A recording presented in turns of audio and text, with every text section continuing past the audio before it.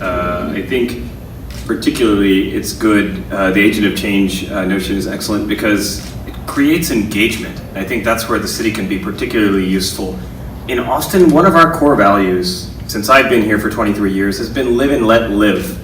And I think the political discussions in Austin lately are mirroring a lot of sort of the national behavior. Everything seems to be dichotomous. It has to be one way or the other. You're either a neighborhood person or you're a density person. You're a public transit person or you're pro-car. It doesn't have to be that way.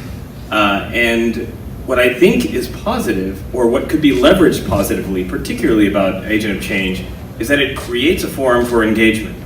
I really do feel like, and what I'm seeing in the district when I talk to folks, is that when you talk to folks in the neighborhood who seem to be diametrically opposed to one policy, you explain that perhaps if that policy were to help someone who were suffering, you hear folks in the neighborhood say, well, okay, I don't want someone to suffer, because we're Austinites and we're good people. We want to live and let live.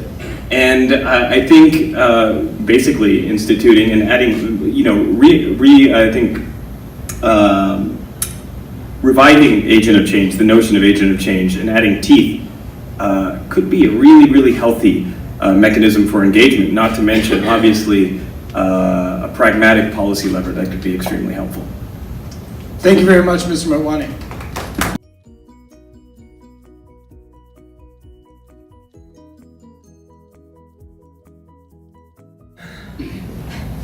Two minutes.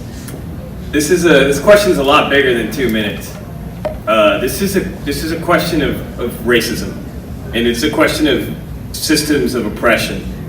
And one of the great things the mayor did is he put this on the record in the task force on institutional racism and systemic inequity, and the history that Austin has with racism and redlining and putting people in Negro districts and in Mexican districts, and then the irony of those people having made those areas and fought for those areas. And I'll nod to Councilperson Renteria for the work that he's done in doing that. And the irony that they can't stay in those areas anymore because we're being pushed out. Austin is the only growing urban population that is losing its black population. And so to say it's a problem of racism is one thing. The second thing is that it's a black problem.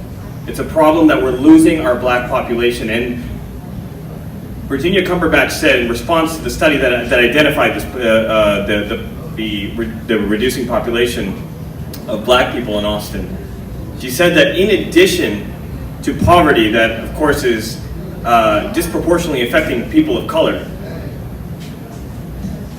the problem is that there is not a culture that makes people of color want to stay here. In a top 5 fashion list, who are you seeing who's black, who's being lauded for fashion here in Austin? There's not a culture here for that. So yes, I'm willing to support EDI initiatives, and I would work with the few black artists that I know and the few black community leaders that I know to hear their stories and to hear their ideas on how we need to do this. And no, I haven't engaged with anyone yet on this question, but I will. Thank you, Mr. Motwani.